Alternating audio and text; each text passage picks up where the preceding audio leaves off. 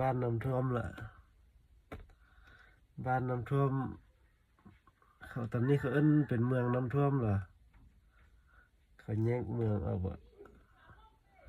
อันมาฮอดตอน5 โมงเช้า5 โมงครึ่งแล้วปนี้เขานอนอยู่รถ เพราะสิไปนอนอยู่เฮือนมันบ่มีห้องส่วนตัวเนาะแบบนอนรวมแล้วมันมีลูกหลานเขา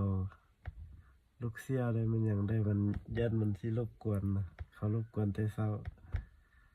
แล้วสินอนอยู่รถคักๆนึงตื่นเช้ามา6 โมงตอนนี้6 โมงครึ่งเขาแข้งมายุ่มรถลิ้นอยู่ นอนบ่หลับสักว้ายตาได้นอนชั่วโมงเดียวเอาแล้วจะค่อยหาบ้านนอนไหม